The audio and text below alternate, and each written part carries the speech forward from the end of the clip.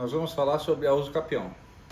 O objetivo da ação de usucapião é a aquisição de uma propriedade, de um bem, por meio da posse prolongada, contínua e sem oposição. A usucapião é uma forma originária de aquisição de direitos reais, que é baseada no decurso do tempo, de acordo com os artigos do Código Civil. Os requisitos gerais da usucapião são os seguintes: a posse com animus domini, ou seja, com a intenção de dono. A posse mansa, entende-se como mansa e pacífica, uma posse não violenta, não clandestina, não precária e sem oposição. A posse ininterrupta durante o decurso do tempo, nos termos do artigo 1238 e seguintes do Código Civil. E que o bem seja um bem suscetível à usucapião. Ou seja, todos os bens de forma geral são suscetíveis, com exceção dos bens públicos, nos termos da súmula 340 do STF, as áreas de marinha e os bens financiados pelo Sistema Financeiro Nacional. Então esses três itens são exclusos da possibilidade da usucapião.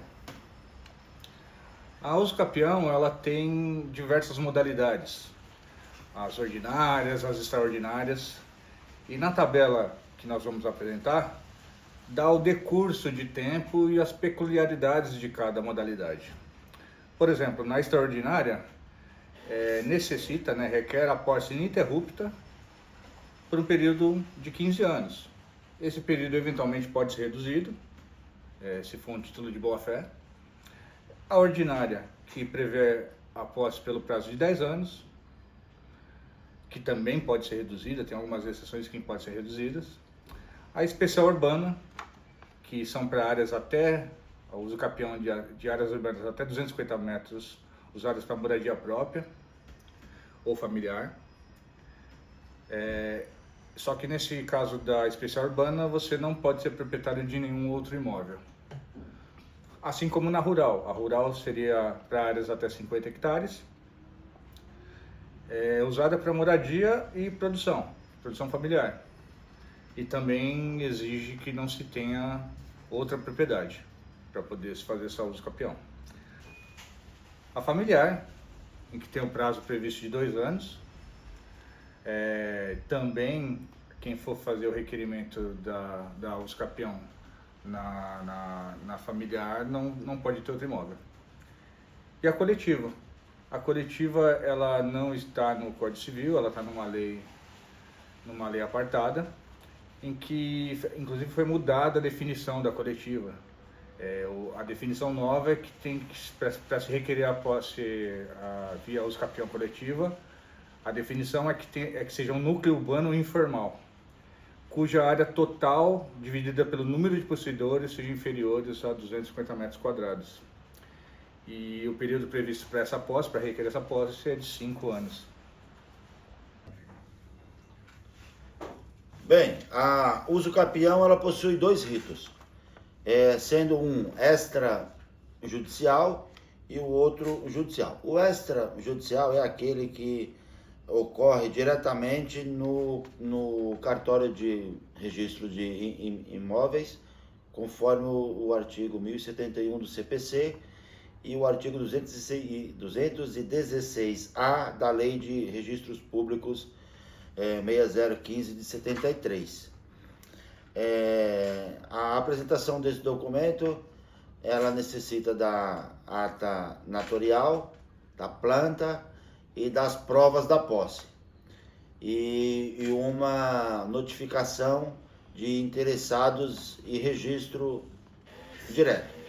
Enquanto que o rito judicial da usucapião é realizado por meio da Justiça Comum Estadual, na vara civil da comarca onde se encontra o bem. E a ação é uma ação declaratória, na petição inicial, citação de interessados, audiência de justificação e sentença declaratória.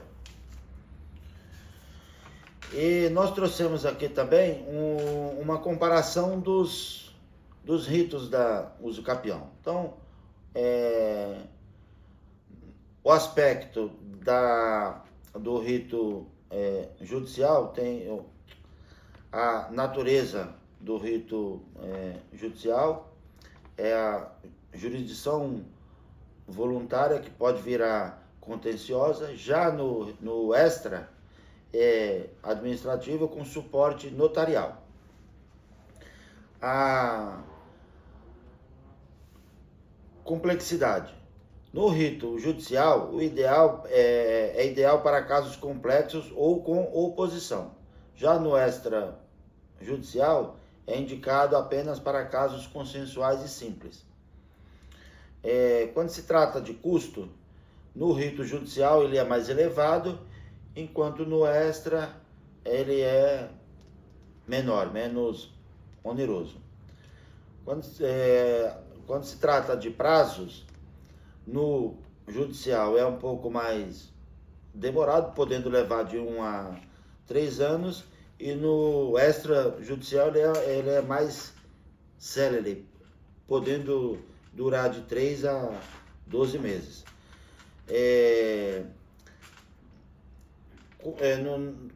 Quando se trata da presença do advogado, no judicial ela é obrigatória, assim como no extrajudicial. A diferença é que no extra pode ser um defensor público. E sobre resolução de conflitos para uso capião, no rito judicial permite resolver litígios, enquanto no extra não admite litígios, exige-se apenas o consenso. Então agora vamos citar alguns casos, né, da uso capião rural, coletivo e urbano. A situação hipotética, o primeiro caso de situação hipotética é a da Maria, que mora há 6 anos em um imóvel, no qual a metragem dele é de 180 metros quadrados, localizado em uma zona regularizada, sem oposição. Ela nunca teve outro imóvel e utiliza a casa como moradia própria de sua família. O terreno era abandonado e sem matrícula individualizada. Então, nesse caso, a Maria pode requerer o uso capião especial urbano, obtendo o registro e a propriedade em seu nome. Isso porque o fundamento legal está previsto aí no artigo 183 da Constituição Federal, que garante o uso capião especial urbano para quem possui uma área de até 250 metros quadrados por 5 anos ininterruptos, sem oposição, usando como própria moradia. Agora vamos falar sobre o uso capião rural. A situação hipotética é a do José, que ocupa há 12 anos uma área rural de 45 hectares, improdutiva e abandonada pelo antigo proprietário. Ele cultiva parte da terra e cria animais para o sustento próprio de família, sem oposição e interrupção. José, então, nesse caso, ele tem o direito da uso capião especial rural, podendo requerer o domínio da terra. Isso porque está previsto no artigo 191 da Constituição Federal, garantindo a uso capião rural a quem, por 5 anos ininterruptos, sem oposição, torna a terra produtiva por seu trabalho e tem nela sua moradia. No último caso hipotético, que seria da uso capião coletivo, a gente tem aqui um grupo de 40 famílias que ocupa há mais de 10 anos uma área urbana de 8.000 metros quadrados, pertencendo a uma antiga empresa que abandonou o terreno. As famílias moram no local de forma contínua, sem oposição, construíram ali casa, instalaram rede de energia, saneamento básico por conta própria. Nenhum dos ocupantes possui outro imóvel urbano ou rural. Nesse caso, esse núcleo de pessoas informais, sem oposição há mais de 5 anos e cuja área total dividida pelo número de possuidores seja inferior a 250 metros quadrados por possuidor, suscetíveis e de serem usucapidos coletivamente, desde que possuidores não sejam proprietários também de outro imóvel urbano ou rural. Então esse é o caso que eles poderiam fazer jus ao uso capião coletiva. Isso também está previsto no artigo 10 da Lei 10.257 de 2001 do Estatuto da Cidade. Com relação à questão jurisprudencial e legal ou constitucional, há uma controvérsia, pois um município, um determinado município brasileiro, exige que o módulo mínimo de um lote urbano fixado tem que possuir uma área de 360 metros quadrados, enquanto que o estabelecido pela nossa Carta Magna de 1988, a Constituição Federal, é de até 250 metros quadrados, como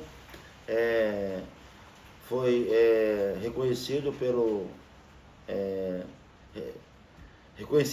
validado pelo STF como sendo constitucional ao uso capião urbano extraordinário.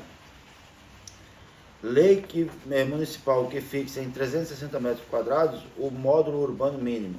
Recorrentes requereram o uso capião de terreno de 225 metros quadrados, dando parecer pelo provimento do recurso. Essa é uma